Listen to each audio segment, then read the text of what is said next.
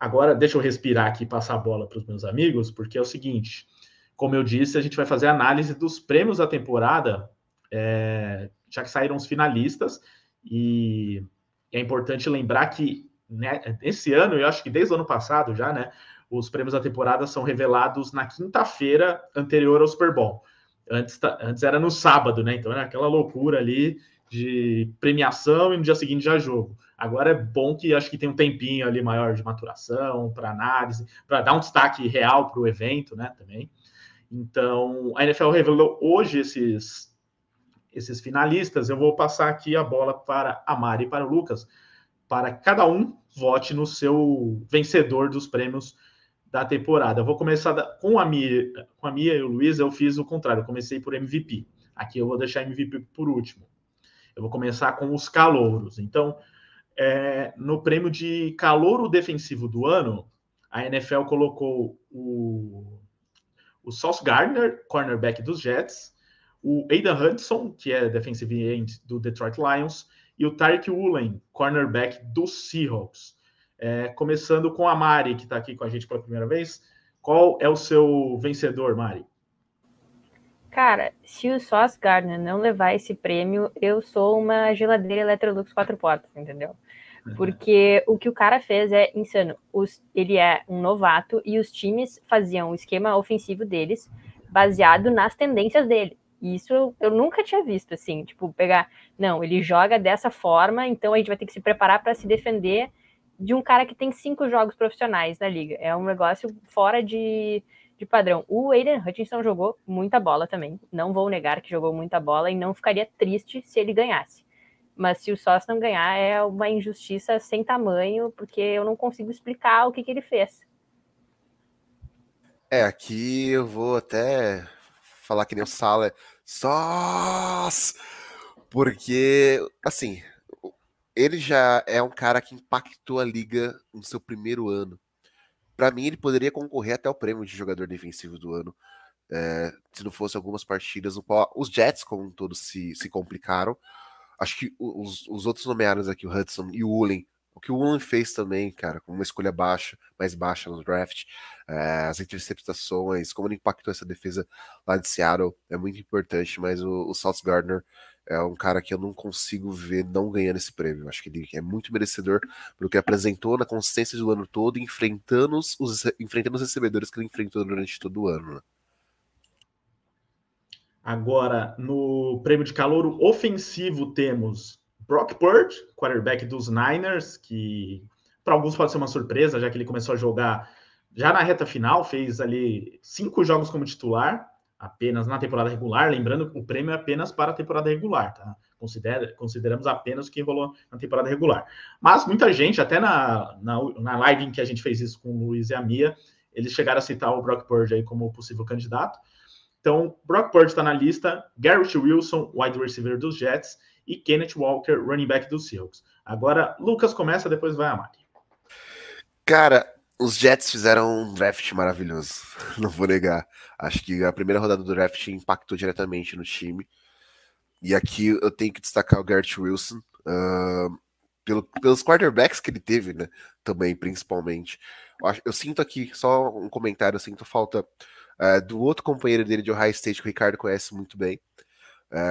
Porque, querendo ou não, eu entendo a nomeação do Brock Purdy, todos estamos purdilizados de muitas formas.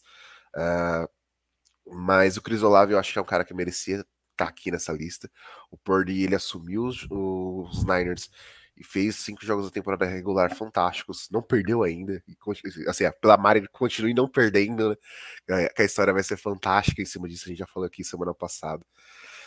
O Walker teve a lesão que deixou ele muito fora por muito tempo. Eu acho que se não tivesse se lesionado, o Breece Hall seria o principal candidato aqui a calouro ofensivo do ano, mas com os nomes que nós temos hoje, eu colocaria o Garrett Wilson como o cara a receber esse prêmio. Eu até acho que o Kenneth Walker jogou uma bola, jogou muita bola, mas vai levar o Wilson porque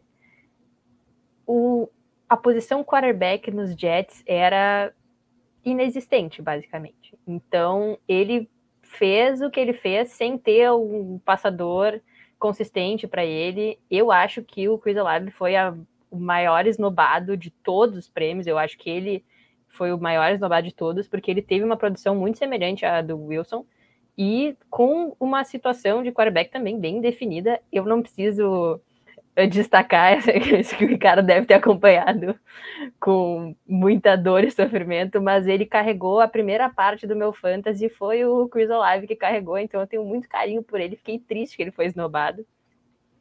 Mas o Brock Purdy, eu vou falar que eu fiquei muito surpresa que ele foi apontado como finalista, porque eu acho que a situação em que ele foi colocado cria essa narrativa muito legal, mas ele jogou só 5 jogos. E como o Lucas falou, o Breece Hall jogou mais jogos que ele, e teria, se ele tivesse terminado a temporada, ele tinha ganhado frouxo. Eu acho que não tinha questionamento. Se o Breece Hall tivesse terminado a temporada, ele ia ter levado.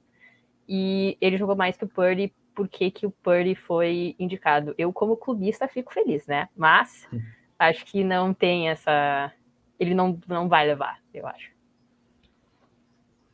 Muito bem, assim, vocês respondem a pergunta também do Renato Morales, né? Perguntando se é justo o Purdy vencer. A gente já está discutindo se é justo ele estar entre os 3, né? Mas, assim, eu entendo que é aquela coisa da memória recente, né? Então, vamos pegar quem terminou a temporada fazendo algo fora de série. Por isso que ele tá e o Breece Hall não tá, por exemplo, né? Tem essa diferença, né? Não sei se justo, mas eu me surpreenderia muito se o Purdy ganhasse esse prêmio, para ser bem sincero. Claro que a gente já tem essa atenuante relacionada ao que ele impactou os Niners também, mas ele foi cercado por um time. Nos outros 2 nomes, Kenneth Walker jogou muito bem, mas teve um começo um pouco mais lento, né? Não foi que nem o Breece Hall que estourou de primeira. O Wilson ele jogou a temporada toda um quarterback de Wilson para Wilson por muito tempo, e ficou a questão Flacco, White, assim, e o Olave esnobado. Acho que o Purdy ganhar seria uma surpresa muito grande para mim, de verdade. Já é uma surpresa de estar aqui. Agora, um prêmio que às vezes é meio esnobado, mas que a NFL deu uma ênfase esse ano, que é o prêmio de assistente técnico do ano, né? Então, dado normalmente para coordenadores ofensivo-defensivos. Esse ano tem na lista aqui 3 técnicos aí, que vários times estão de olho também para cargos de head coach. Então, Ben Johnson, que é coordenador ofensivo dos Lions, o DeMeco Ryans, que é coordenador defensivo dos Niners, e o Shane Steichen, que é coordenador ofensivo dos Eagles. Essa aqui acho que é difícil alguém não votar no DeMeco Ryans, né? Eu sei que a Mari com certeza vota. O cara fez a melhor defesa da liga, não tem como argumentar contra, eu acho.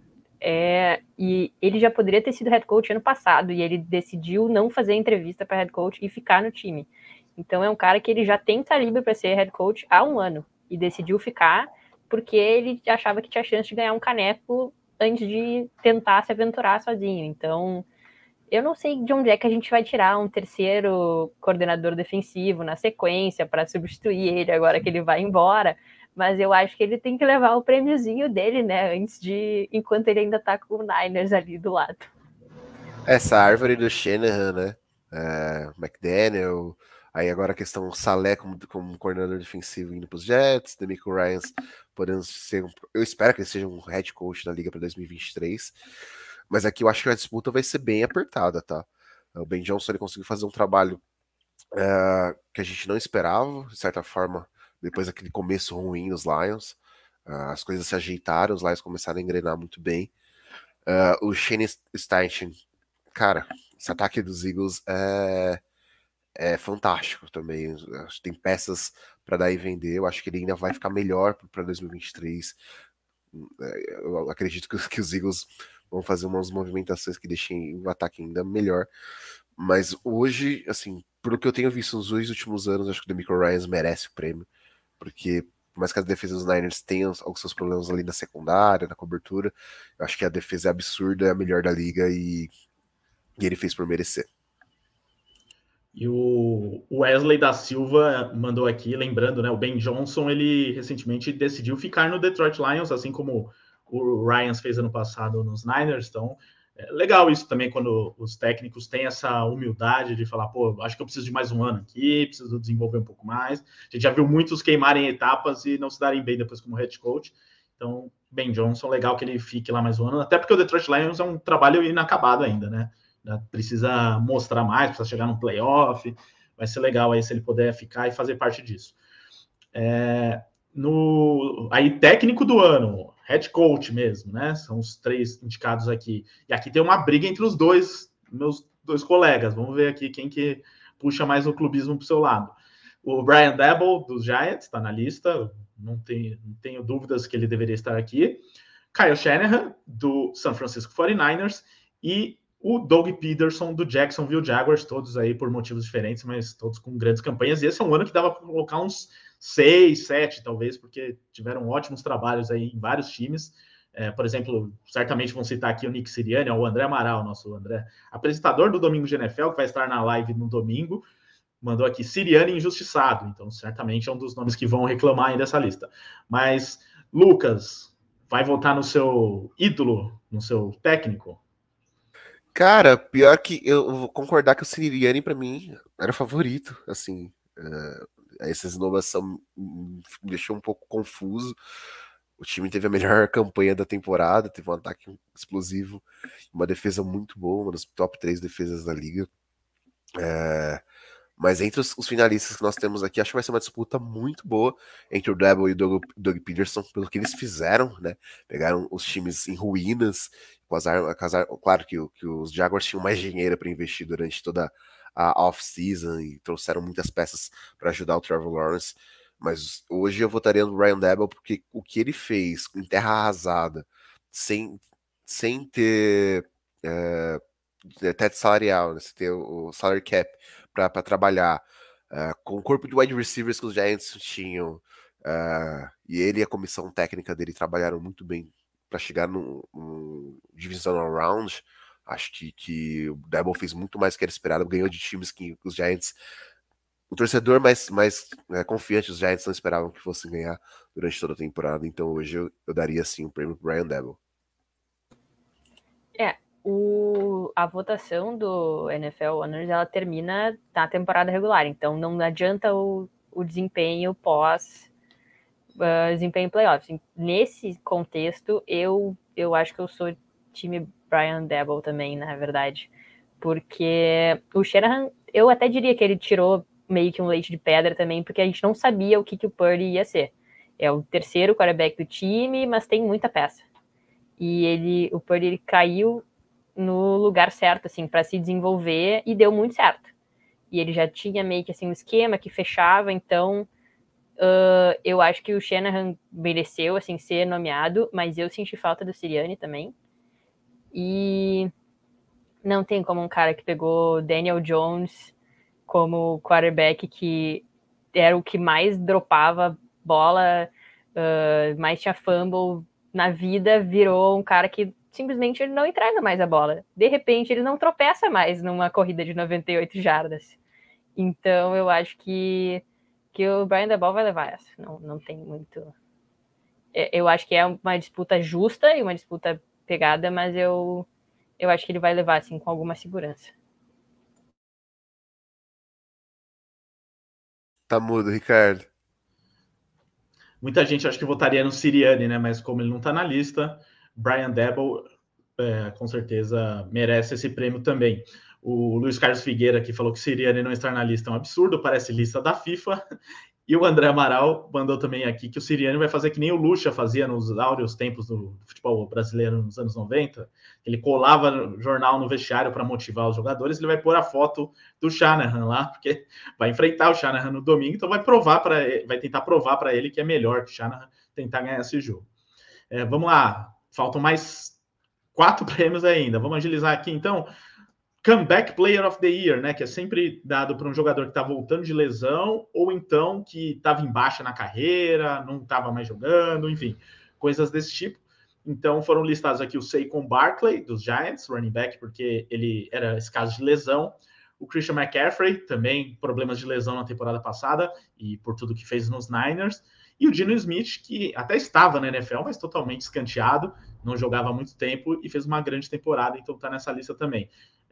Mari, você vai mais para um lado de um jogador que deu essa volta por cima porque estava machucado, alguém que não estava jogando, como o caso do Geno Smith, você vê mais como alguém que fez uma temporada melhor que o outro, ou mais pela dificuldade que teve também desse comeback, né? Qual comeback é mais difícil, além dos números em si? Qual que é o seu critério e quem é o seu voto? Eu acho que enfrentou a dificuldade maior ou a discrepância maior de resultado. Porque se tivesse tido uma lesão assim, mais assustadora, que nem a gente teve o Alex Smith ano passado, que simplesmente pelo cara entrar em campo, ele ganhou o prêmio, não tinha discussão. Eu acho que o que mais assim surpreendeu em nível de resultado foi o Geno Smith, por mais que me doa dar um prêmio para Seattle. Porque todo mundo sabia, né? Poxa, alguma coisa eles podem levar, tudo bem. Mas o Saquon Barkley, todo mundo sabia que ele era um bom running back. Ele só tinha um time que não ajudava. O Christian McCaffrey, ele é de papel, mas ele é um running back de elite. E não existe discussão. Ele é... Assim, quando esse homem chegou em São Francisco, eu estava com muito medo dele quebrar, mas eu fiquei muito emocionada, porque as coisas pareciam que iam dar certo. Então, já se sabia que eles tinham esse potencial e essa capacidade, e tudo bem. Eles sofreram lesões que foram sérias, mas eu acho que a discrepância de resultado ela é tão grande no Geno Smith, que ficou anos na NFL como reserva, e daí quando trocaram ele para Seattle, foi uma depressão profunda, e ele jogou mais em Seattle do que o Russell Wilson jogou no Broncos. Então, eu acho que ele vai levar isso aí. Eu vou concordar com a Mari. Acho que o Geno, um cara que saiu da reserva do Russell Wilson, que todo mundo taxou o Pete Carroll de louco, trocar o seu franchise quarterback e apostar em Geno Smith e ele guiar o time aos playoffs, uma campanha positiva, bater logo no primeiro jogo o Russell Wilson, cara, assim, acho que é uma temporada dos sonhos pro Geno. Quero muito que ele ganhe o prêmio, mas eu ainda acho que a tendência é um pouco pro Saquon Barkley ganhar. Pela lesão que ele teve no joelho no passado, por ele ter que se provar em anos de contrato, pelo time que os Giants tinham. Enfim, tem muita coisa que bate um pouco nessa tecla do cara ter que se superar bastante para conseguir garantir um contrato novo, né, e se mostrar para a liga. Eu quero que o Geno ganhe, mas acho que o Saquon Barkley tá com uma disputa extremamente acirrada com ele pelo prêmio. Então agora chegamos aos prêmios de defensor e melhor jogador ofensivo antes de MVP. Então, melhor defensor do ano, os 3 escolhidos. Ótima lista, por sinal. Nick Bosa, pass rusher do San Francisco 49ers. Chris Jones, que é defensive tackle do Kansas City Chiefs. E o Micah Parsons, linebacker dos Cowboys, mas que faz diversas funções ali na defesa dos Cowboys. Agora começa aqui o Lucas para... Né, a gente evitar o clubismo do lado de lá, né, Lucas? Não vai evitar o clubismo, desculpa, Ricardo. Você vai ajudar o clubismo dela, né? Bosa foi uma força da natureza absurda durante toda a temporada. O Micah Parsons foi incrível, o começo da temporada dele foi absurdo. Mas o que o Bosa fez durante todo o ano, cara, não tem como. Eu, pelo menos, não tenho como não votar nele como defensor do ano. É absurdo o que ele conseguiu jogar e o que ele foi importante para essa defesa como um todo. Então, a Mari, então, se o Lucas votou no Bolsa, não é você que não vai votar, né? O que eu vou te dizer, entendeu? Ele liderou a NFL em sacks, e mesmo ele teria mais sacks do que ele teve, só que os outros pass rushers do Niners também são muito bons, então eles fazem uma divisão ali, porque se fosse num time menos intenso no pass rush, ele teria levado mais uns 5, que ele pressionou e alguém derrubou o quarterback. Fora que eu não sei como é que ele consegue melhorar a cada ano, porque ele já jogou num nível absurdo no ano de novato dele. Daí ele se lesionou, voltou da lesão e jogou num nível absurdo de novo. Então, para mim, se o Nick Bosa não ganhar, eu vou bater na porta da AP Press, vou protestar, vou reclamar, porque o Micah Parsons, eu não vou negar que o Micah Parsons joga muita bola e que ele me assustou até a metade da temporada achando que ele talvez fosse levar. Mas eu eu não tenho como não votar no Nick Bosa, mesmo se eu não fosse pelo clubismo, assim. O cara jogou uma bola absurda e tem que levar, porque senão eu vou ficar muito triste. Justo, né? E os dois que se enfrentaram aí na última rodada, inclusive, melhor para o Nick Bosa também nessa. E aí, prêmio de jogador ofensivo do ano, né? Que inclusive é um debate que a gente teve aqui quando o Luiz estava, né? De que, será que o quarterback que vai ser o MVP deveria ser também o jogador ofensivo do ano e tal? Mas acho que dá para fazer uma distinção das duas coisas, ainda mais porque quarterback toda hora ganha o prêmio de MVP, né? Mesmo assim, temos 2 quarterbacks na lista que podem também ser MVP, né? Então temos o Jalen Hurts, quarterback dos Eagles, o Patrick Mahomes, quarterback dos Chiefs, e um wide receiver, que é o Justin Jefferson, wide receiver dos Vikings. Mari, você é daquelas que acha que vale aqui nesse prêmio não premiar um quarterback para que dê uma chance para outro jogador de outra posição? E aí você votaria no Justin Jefferson, por exemplo? Ou acha que é a mesma coisa que o Luiz, né? MVP e jogador ofensivo deveria, né? Se o cara é o quarterback, deveria ganhar os dois. Para mim, o MVP só não é Quarterback of the Year porque eles não querem eliminar o prêmio de MVP, porque só quarterback ganha esse prêmio. Então, tipo, tudo bem, é um jogador que, quando o time não tem um, pelo menos, okzinho bom, não chega nem em playoffs, e se não tem um muito bom, ou pelo menos bem regular, que consegue distribuir bem com as peças, o time não vai longe. Então, realmente, o quarterback é o jogador mais importante do ataque, pelo menos. Ok, beleza. Mas se vai com certeza ganhar um quarterback, o MVP, o Offensive Player of the Year é um Skill Position Player of the Year. E, para mim, é injustíssimo dar um prêmio que pro Mahomes, por exemplo, o MVP, e prêmio de consolação do Jalen Hurts ser o Offensive Player of the Year. Não, o Justin Jefferson, o Offensive Player of the Year, ele carregou um Vikings nas costas a ponto de mascarar os defeitos do Vikings, de uma defesa tenebrosa, e se o Justin Jefferson não ganhar, eu não vou ficar surpresa, mas eu vou ficar ofendida. Cara, se você parar pra pensar, o último jogador a não quarterback a vencer o prêmio de MVP foi o Lawrence Taylor em 86. Ou seja, não tem como não teve o Adrian Peterson em 2012. Verdade, teve o Adrian Peterson. Quem sabe o Justin Jefferson quebra isso aí, né? Já que é do Vikings também, né? Acho que não quebra, Ricardo, infelizmente. Pelo menos não nesse ano. Mas o prêmio de jogador ofensivo do ano tem que ir pro Ditas.